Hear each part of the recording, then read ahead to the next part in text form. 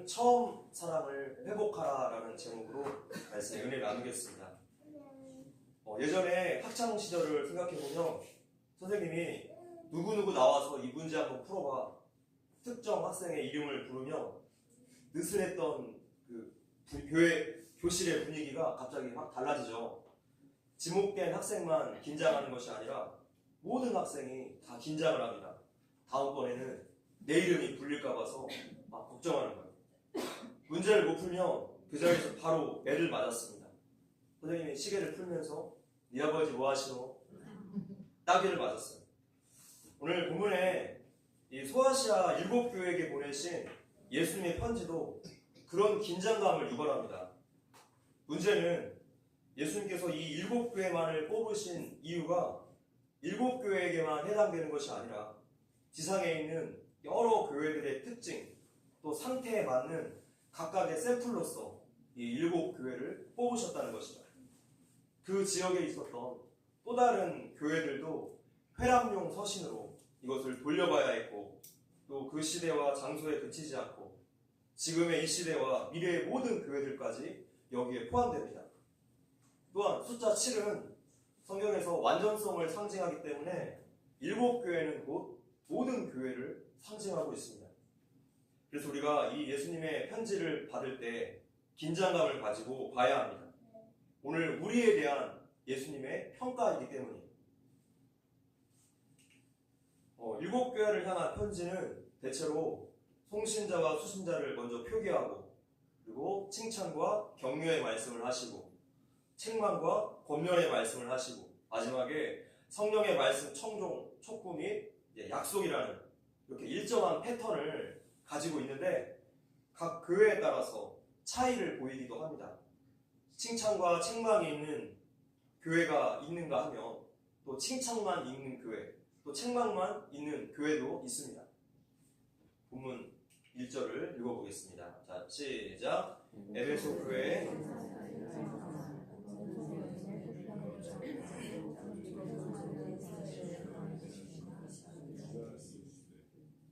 자, 이 편지의 송신자는 다름 아닌 예수님 자신임을 밝히시고 계세요. 그래서 이 편지를 받게 되는 모든 성도들은 예수님께서 보내신 편지니까 두렵고 떨림으로 받아야 하는 것이죠.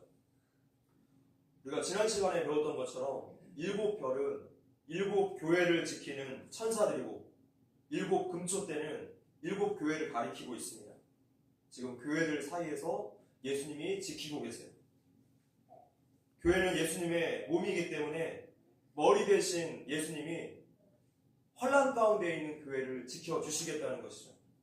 그런 예수님께서 지금 에베소 교회에게 첫 번째 편지를 보내십니다.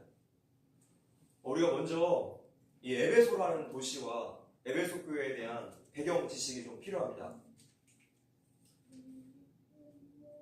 저 끝에가 반모섬이고 가장 가까이 에베소 교회가 있습니다. 에베소는 BC 133년 이래 로마의 행정구역으로 편입된 자유도시로서 소아시아의 수도였습니다. 가장 큰 상업과 교통의 요충지였죠. 지금의 터키 지역입니다. 이 지역은 항구 도시였기 때문에 물자의 유통이 활발해서 도시 전체가 부유했고, 또 물질 문명이 발달한 만큼 황금 만능주의, 또 향락 산업이 꽃피웠습니다. 또한 모든 항구 도시가 그렇듯이 많은 인종들, 문화, 종교가 혼합되어 있어서 이 에베소라는 도시는 종교사상, 철학의 중심지이기도 했습니다. 도덕적으로는 매우 타락했고, 마술, 미신, 우상숭배가 아주 성행했던 도시였습니다. 그리고 항구 도시였기 때문에 인종 전시장과 같은 곳이었고, 문화가 혼합되어서 나타나다 보니까 타 문화에 대한 수용도가 굉장히 높았습니다. 그러다 보니까 각종 이단, 미신, 사상들이 아주 가득 모여 있었던 그런 곳이었어요. 고대 7대 유물에 속하는 웅장한 건물이 이곳에 두 곳이나 존재하는데, 하나는 대극장이고 또 다른 하나는 아데미 신전입니다. 아르테미스 신전이라고도 하죠. 당시 에베소 사람들은 아데미라는 여신을 섬겼는데, 이 신전 길이가 무려 130m, 그리고 폭은 67m, 기둥이 18m입니다. 18m면 건물 4층보다 더 높아요. 이런 기둥이 지금 120개나 되는 엄청난 규모였죠. 지금으로부터 약 2000여 년 전에 이런 규모의 건물을 지었으니 당시 에베소의 우상 숭배가 얼마나 극에 달했는가를 우리에게 잘 알려주고 있습니다. 해마다 수많은 여행객들이 이곳으로 모여들었습니다. 우상 숭배 의식에 늘 그렇듯이 이 아데미 신전에도 수백 명의 여사제들이 매춘행위를 했습니다. 아데미는 풍요의 여신이라서 가나안 땅의 바알과 아세라 그 종교처럼 음란한 제사가 뒤따라왔어요. 음란 제사는 신과 인간의 접촉을 의미하는 하나의 수단이었습니다. 그러니까 종교 예식이었기 때문에 사람들은 이곳에 별 죄의식을 느끼지 못하고 끊임없이 이런 일들을 자행했던 것입니다. 또한 에베소는 황제 숭배도 극에 달해 있었습니다. 로마 정부는 황제 숭배의 정책을 만들었는데 황제 숭배의 열심인 도시에게 정부의 여러 가지 혜택과 엄청난 물자들이 지원이 되었고 황제를 위한 신전도 짓게 해주었습니다. 그러면 도시들이 황제 숭배에 더욱더 열을 올리는 거죠. 마치 국제 경기가 선정된 그 도시 마냥 대박이 나는 거예요. 그 도시는 반드시 발전이 됩니다. 자, 이것이 바로 로마가 황제 사상 숭배를 촉진시키기 위해서 펼쳤던 악한 정책이었습니다. 그 대표적인 도시가 바로 이 에베소였죠. 이렇게 우상 숭배와 타락이 충만한 도시에 바울이 예수님의 복음을 들고 들어갑니다. 에베소 교회의 시작은 사도행전 18장부터 나오는데 바울의 제3차 전도 여행 때 나타났습니다. 12명의 사람들을 데리고 바울이 성경 공부를 시작했어요. 이들을 데리고 3개월 정도 성경 공부를 한 것이 에베소 교회의 시작이 되었습니다. 그리고 나서 에베소의 한가운데 있는 두라노 서원에서 2년 동안 제자훈련을 시킵니다. 서원이라고 하길래 작은 규모인 줄 알았는데 이렇게 엄청난 규모예요. 마치 신전과 같죠. 지금은 셀수스 도서관이라고 부릅니다. 바울의 목회 스타일을 보건대 이것은 굉장히 이례적인 일이에요. 바울은 보통 3개월 이상 같은 곳에 머물지 않고 순회를 했습니다. 개척 후에 이동하고 또 개척하고 이동하고 이것을 반복했는데 이 에베소 교회만큼은 3년간 이곳에 공을 들였어요. 여기에서 교육을 받은 성도들이 곳곳으로 퍼져서 다른 6개의 교회, 또 다른 교회들을 개척했던 것이죠. 그러니까 이 에베소 교회는 소아시아 교회들의 뿌리라고 할 수 있는 아주 중추적인 교회였습니다. 에베소 교회를 섬긴 사람들은 성경에서 굉장히 유명한 사람들입니다. 바울의 동역자 브리스길라와 아굴라 부부도 이 교회를 섬긴 적이 있었고 또 성경에 능통한 것이라고 정평이 난 아볼로도 이 에베소 교회를 섬겼습니다. 그리고 에베소 교회의 초대 목사는 바로 바울의 제자 디모데였죠. 지금 이 편지를 쓰고 있는 사도 요한도 도미티아누스 황제가 죽은 다음에 유배에서 풀려나자 남은 생명을 이 에베소 교회를 위해서 섬기며 그렇게 생을 보냈습니다. 에베소 교회에서 바울의 사역 중에 그 중심은 단연 두라노 서원에 있었습니다. 이 두라노 서원에서 날마다 말씀을 강연하는데 소아시아 지역에 사는 유대인이나 헬라인이나 할 것 없이 다 바울을 통해서 하나님 말씀을 들었다고 사도행전 19장에 기록되어 있습니다. 전해지는 기록에 따르면 이때 바울이 오전 11시부터 오후 4시까지 매일매일 하루에 5시간씩 성경 강해를 했다고 전해집니다. 그만큼 사람들이 하나님 말씀을 사모했다는 증거예요. 그때 이 두라노 서원은 완전히 복음의 도가니였습니다. 원래 두라노 서원은 지역 이름이 아니라 두라노라는 사람이 소장하고 있었던 서거였어요. 이곳에 어마어마한 분량의 책이 소장이 되어 있었는데 기독교 서적이 아니라 고대 철학, 우상, 미신, 주술 이런 서적들이 대부분이었습니다. 그런데 바울이 전한 그 복음 때문에 사람들이 이곳에 있는 모든 책들을 다 끄집어내다가 불태워버립니다. 복음이 바로 그곳을 다 뒤집어 놓은 거예요. 그 당시에는 책을 일일이 필사를 했던 시기였기 때문에 책은 상당한 고가의 물건이었음에도 불구하고 하나님의 말씀 때문에 성도들이 다 불살라 버렸습니다. 에베소 교회 성도들이 이런 결단과 믿음을 보였던 것이죠. 복음이 들어가는 곳마다 미신과 마술과 우상숭배가 사라집니다. 오직 하나님만이 유일한 참신이심을 깨달았기 때문이에요. 또한 에베소는 미신과 주술이 성행하던 곳인 것만큼 영적인 충돌이 굉장히 많은 곳이었습니다. 그래서 하나님께서 이곳에서 바울을 통해 특별히 많은 기적을 행하셨어요. 바울이 가는 곳마다 수많은 병자들이 고침받았고 예수의 이름 앞에 귀신들이 쫓겨나가는 역사가 일어났습니다. 하나님은 이렇게 수많은 기적을 보여주심으로 하나님의 영광과 예수 그리스도의 권세를 드러내신 것입니다. 이렇게 에베소 교회는 많은 동역자들 또 제자들과 함께 바울이 가장 정성을 들인 교회였습니다. 그래서 바울이 제 편지에서 보니까 너희들을 생각할 때마다 내가 기쁨이 넘친다 이렇게 고백하고 있어요. 한마디로 에베소 교회의 평가는 A+였던 거죠. 이러한 우여곡절을 거치면서 에베소 교회가 탄생했고 요한계시록은 이때부터 40년이 지난 후에 기록이 됩니다.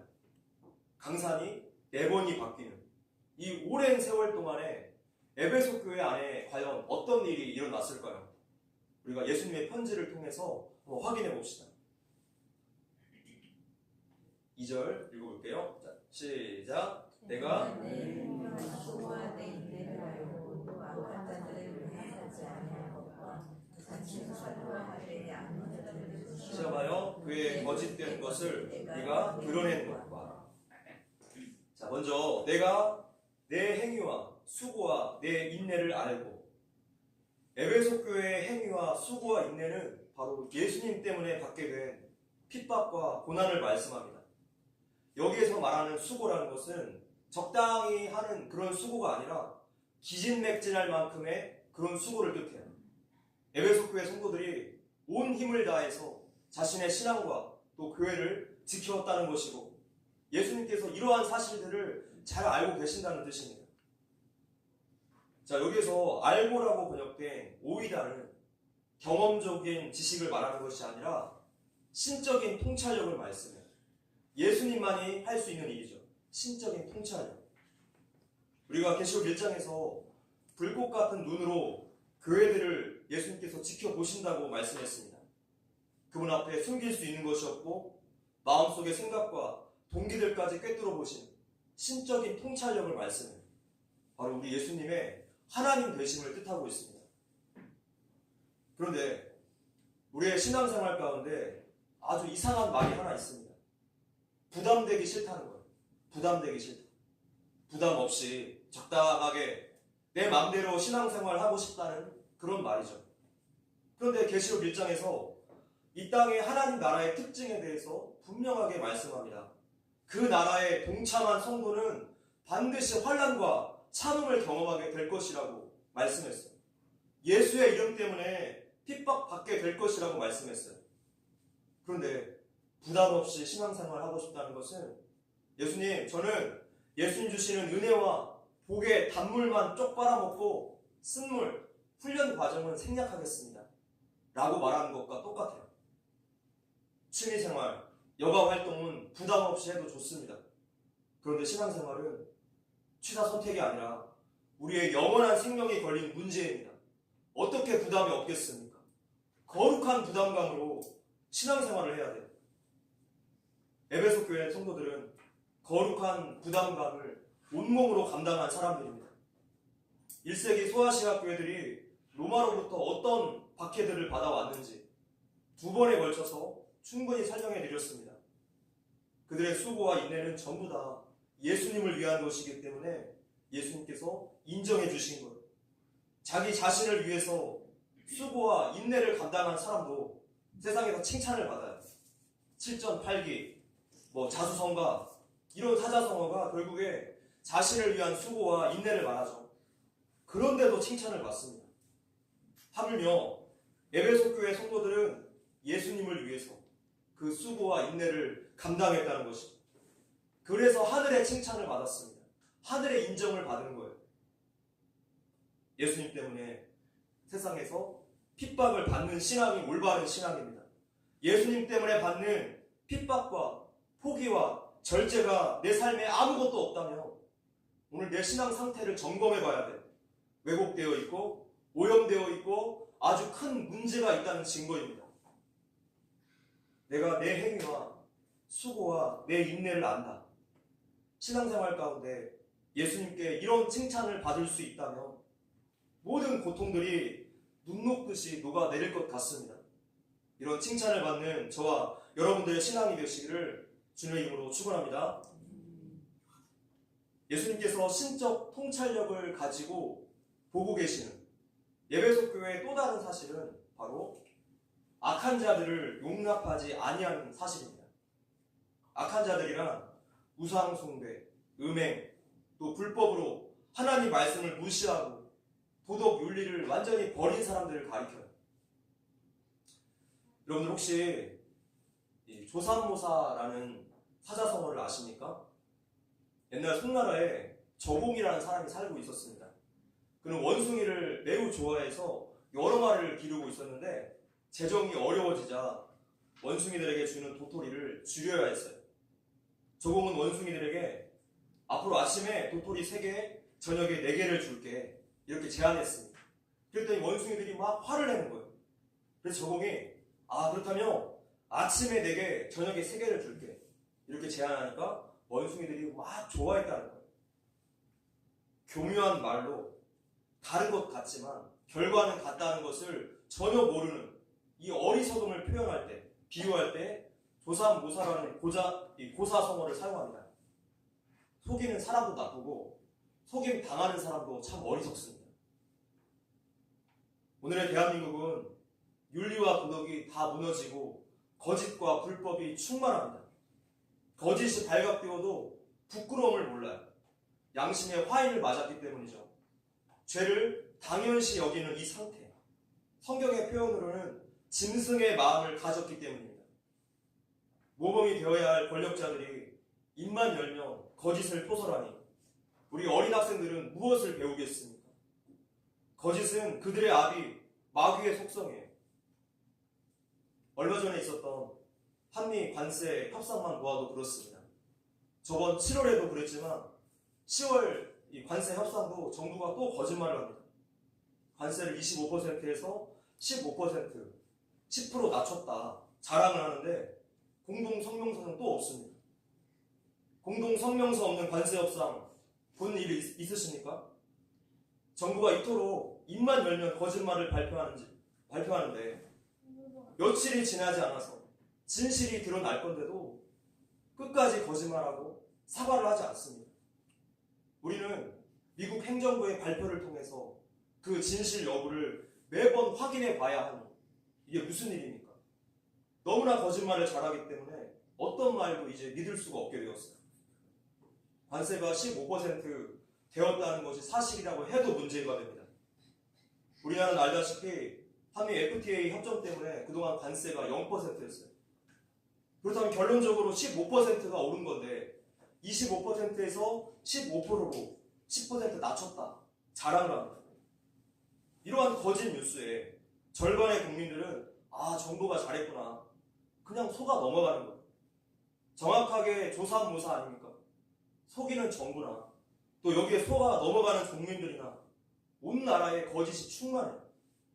거짓 탄핵, 부정선거, 불법, 거짓 선전 선동, 또 언론을 장악하고 동성애, 마약, 납치, 불법 이민자 문제, 폭력 등등 공산주의 세력에게 점령 당하거나 또 그들과 친하게 지내는 나라는 모두 다 똑같은 패턴의 사회 혼란을 보이고 있어요.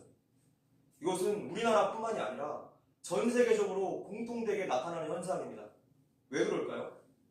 공산주의, 좌파 사상의 기본은 하나님을 인정하지 않음에서 출발하기 때문에 좌파가 집권하는 나라는 더욱더 불법과 범죄가 충만할 수밖에 없는 것이죠. 이런 정부를 비판하는 사람들을 경찰이 수사합니다. 감옥에 가두기도 하고. 지난주에 이제 반중을 했다가는 또 중국을 모욕했다가는 징역 5년 이하의 형사처벌을 받게 하겠다는 그런 법안을 여당이 발의했어요. 직접적인 신고자가 없어도 경찰이 판단을 해서 잡아갈 수 있게 하는 것이죠. 북한의 고위부나 중국의 공안에서나 볼 수 있는 이러한 통치 형태를 지금 우리나라에서 버젓이 행하겠답니다. 헌법에 보장된 표현의 자유는 어디로 갔습니까? 정신 차리고 나라 상황 지켜보셔야 합니다.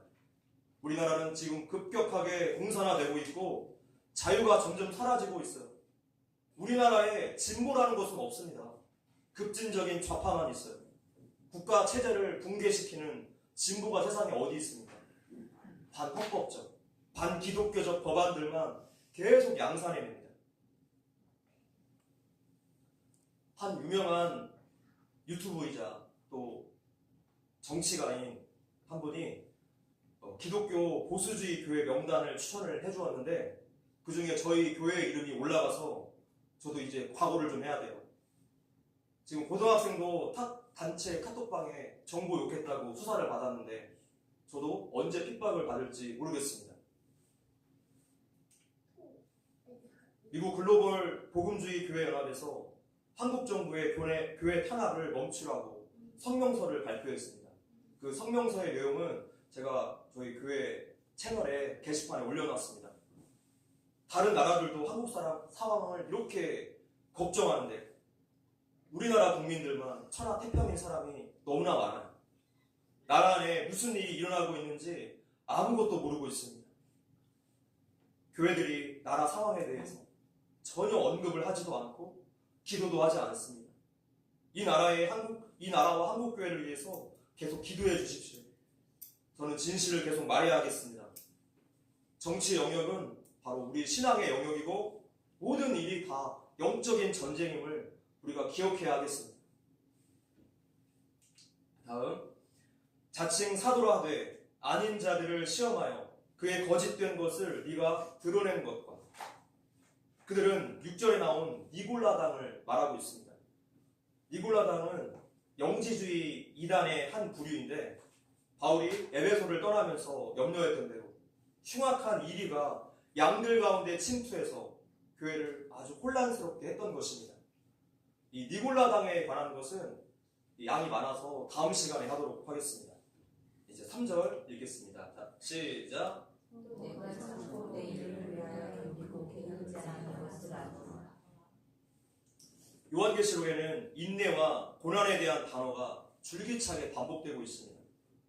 이것은 우리 성도들이 종말론적인 하나님 나라에 들어가는 데 있어서 환난과 박해와 인내가 필수 과정이라는 뜻이에요. 선택 과목이 아닙니다. 전공 필수 과목이에요. 성도에게 핍박은 당연한 일입니다. 그런데 3절에서 분명하게 말씀하지만 이것은 나의 개인적인 삶에 대한 어떤 핍박이나 인내를 말하지 않아요. 이런 일들은 해당 사항 없습니다. 바로 내 이름을 위하여 오직 예수님 때문에 받는 핍박과 인내를 말씀하고 있습니다. 요한계시록은 오늘날의 성도들에게 반복해서 질문합니다. 과연 너는 나 때문에 받는 핍박이 삶에 있니? 오늘 우리의 신앙은 예수의 이름이 아니라 온통 내 이름을 위해서 나의 유익을 위해서 이루어지는 기복신앙 아닙니까? 그렇다면 다른 종교와 아무런 차이가 없어요. 이러한 예수님의 요구를 지금 이 편지를 쓰고 있는 사도 요한도 같이 짊어지고 있습니다. 예수의 그 이름 때문에 반모섬에 유배된 거죠. 모든 교회와 성도가 감당해야 할 덕목입니다. 다음, 게으르지 아니한 것을 아노라. 게으르다로 번역된 원어는 수고하다, 피곤하다라는 뜻입니다. 에베소 교회 성도들이 핍박과 인내에 대해서 피곤해한다거나 낙심하지 않았다는 뜻이에요. 이것이 성도의 신비입니다. 고난 가운데 오히려 기뻐하고 감사할 수 있는 것은 사람의 힘이 아니죠. 성령님이 함께 하시고 계속 힘을 공급해 주시기 때문에 가능해지는 거예요. 주께 날마다 붙어있는 성도는 날마다 새롭습니다. 아침마다 새롭습니다. 날마다 새 힘을 얻게 될 것입니다.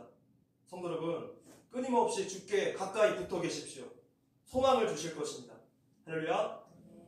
4절 같이 읽어볼까요? 시작. 그러나 너를 책망할 것이 있나니 너의 처음 사랑을 버렸느니라. 자, 3절까지가 예수님의 칭찬과 격려였다며 이제 4절부터 책망과 권면이 나옵니다. 에베소 교회는 로마의 핍박을 견뎌냈고 신앙의 정절을 지켜냈습니다. 예수 믿기 때문에 세금도 더 많이 내야 했고 사업장도 빼앗겼고 학교에서 쫓겨났고 투옥되었고 죽임을 당해도 그들은 신앙을 지켜냈습니다. 이러한 그들이 40년의 세월이 흐르자 이제 모든 열정과 수고가 내가 왕년에는 말이야 이렇게 추억하는 신앙이 되어버렸다는 것이죠. 처음 사랑을 버렸다는 것입니다. 처음 사랑. 이 첫사랑은 두 가지 영역에서 생각을 해볼 수가 있는데 하나님 사랑과 이웃 사랑의 영역입니다. 오늘은 하나님 사랑에 대해서만 다루고 다음 시간에 이웃 사랑 영역을 다루겠습니다. 예수님께서 역사와 전통을 자랑하는 이 에베소 교회에게 첫사랑을 회복하라 라고 말씀하십니다. 그들은 소아시아의 대표되는 교회였기 때문에 어쩌면 참 자존심이 상하는 말이었을지 모릅니다. 과거에 영광이 있었기 때문에 그 신앙에 대한 자부심, 자신이 있지 않았겠습니까? 그런데 여지없이 예수님이 그 자존심을 무너뜨리세요. 너희의 지금 사랑이 가짜라는 거예요. 첫사랑 다 잃어버렸다는 거예요. 신앙이 가짜라는 것입니다. 고린도전서 13장에서 이것에 대해서 말씀합니다. 아무리 훌륭한 또 선한 어떤 행위가 있어도 그 마음에 사랑이 동기가 되지 않으면 아무런 의미가 없다는 것이죠. 빌립보 교회는 이단과의 오랜 투쟁 가운데 신학적으로 정확하고 엄격하게 세워졌고 또 윤리도덕적으로 바르게 세워졌지만 근본적인 동기, 하나님 사랑과 그 열매, 이웃 사랑을 잊어버리는 메마르고 형식적인 교회가 되었다는 것입니다. 바울이 이곳에 있었을 당시에 빌립보 성도들은 매일 5시간씩 하나님 말씀을 들으면서 뜨거운 하나님 사랑이 있었습니다. 그래서 바울이 밀레도를 떠날 때 무릎을 꿇고 모든 사람들과 함께 기도하고 더 크게 울면서 바울의 목을 안고 입을 맞추었다라고 기록하고 있습니다. 이 교회 안에 한 성령으로 한 말씀에 대한 하나님에 대한 뜨거운 사랑이 있었다는 증거죠. 그런데 40년이 흐르면서 요한계시록이 기록될 당시에 이 교회는 이제 형식만, 껍데기만 남은 교회가 되었습니다. 우리 시대의 상황으로 말하자면 지금 예배를 다 드리고 교회 봉사도 열심히 하고 심지어는 개인 예배까지 철저하게 드리는데 예수님은 네가 처음 사랑을 버렸다 이렇게 말씀하시는 거예요. 앞에서 예수님의 눈은 불꽃 같다고 말씀했습니다. 모든 것이 다 드러나고 숨길 수 있는 것이 없습니다. 예수님은 우리의 행동만 보시는 게 아니라 그 행동 속에 숨어있는 행동의 동기까지 보실 수 있기 때문이죠. 사람들 눈에는 어떤 일을 했는지 안 했는지만 보이겠지만 예수님의 불꽃 같은 눈에는 그것을 왜 했는가 또 왜 하지 않았는가 이것이 다 보인다는 것입니다. 처음 사랑을 버렸다. 여러분, 버렸다와 잃어버렸다는 전혀 달라요. 어쩌다가 잃어버린 것은 나의 의지와 상관이 없는 것이지만 버렸다는 것은 내 의지가 개입되어 있습니다. 내가 의지적으로 처음 사랑을 버렸다는 뜻입니다. 마음으로 다른 것을 더 사랑했다는 뜻입니다. 그것은 내 의지가 반영된 나의 선택이에요. 내가 예수님보다 세상의 다른 것을 더 사랑하고 선택했어요. 처음 사랑을 의도적으로 버렸다는 뜻입니다. 우리가 첫사랑을 버리며 신앙생활 가운데 여러 가지 모습들이 나타나요. 기도가 차가워집니다. 기도 시간이 점점 줄어듭니다. 어느새 일상에서 기도가 완전히 사라져요. 사랑할 때는 상대방의 간섭이 그렇게도 좋았는데 어느덧 그 간섭이 너무나 귀찮아지고 마치 족쇄처럼 여겨지기도 합니다. 다윗은 하나님에 대한 사랑을 이렇게 고백했어요. 시편 말씀에 자 읽어볼게요. 시작. 주의 궁정에서의 한 날이 다른 곳에서의 첫날보다 나은즉 악인의 장막에 사는 것보다 내 하나님의 성전 문지기로 있는 것이 좋사오니 하나님의 전에서의 하루와 다른 곳에서의 첫날 악인의 장막에 사는 것과 하나님의 성전 문지기로 사는 것을 비교하면서 하나님께 대한 진실한 이 다윗의 사랑을 고백했습니다. 사랑하면 이렇게 됩니다. 헌신적이고 자발적이고 열정적이게 돼요. 예전에 고향에서 제가 사모님과 연애하던 시절에 사모님이 과일을 좋아해서 저희 부모님이 이제 집에 과일만 사다 놓으면 과일이랑 과일 다 넣어가지고 과일 샐러드를 만들어서 바쳤어요. 나중에 어머니한테 걸려서 등짝 좀 맞았죠. 집안 살림 다 거덜내냐. 그런데 사랑하면 그렇게 돼요. 마리아가 그 귀한 향유 옥합을 깨뜨려서 예수님 발에 붙지 않았습니까? 왜 그렇게까지 행동합니까? 사랑하기 때문에. 그녀의 예수님 사랑과 오늘 우리의 예수님 사랑은 엄청난 차이가 있지 않습니까? 사랑한다면 그 사랑을 또한 자랑하고 싶어져요. 바울은 내가 복음을 부끄러워하지 않는다 라고 말씀했는데 복음이 부끄럽다면 첫사랑을 버린 것입니다. 언제부터인가 내가 전혀 이웃들에게 전도하지 않고 있다면 복음이 부끄러운 거예요. 첫사랑을 버린 것입니다. 또한 주일 예배를 드리고 나면 이제 교회에서 나가면서부터 와 이제 해방이다. 주님 이제는 제 시간입니다. 상관하지 마세요. 예배 드렸잖아요. 라는 듯이 살게 돼요. 교회 갈 때만 신앙 스위치 잠깐 켰다가 나갈 때는 신앙 스위치 꺼버립니다. 그렇게 신앙과 일상이 완전히 분리된 모습으로 살아가는 거죠. 모두 다 첫사랑을 버렸기 때문에 의지적으로. 하나님을 아는 지식과 열심은 그분에 대한 진실한 사랑으로 함께 세워져 나가야 합니다. 이 두 가지가 함께 세워지지 않으면 우리의 신앙은 항상 병들 수밖에 없어요. 5절입니다. 시작.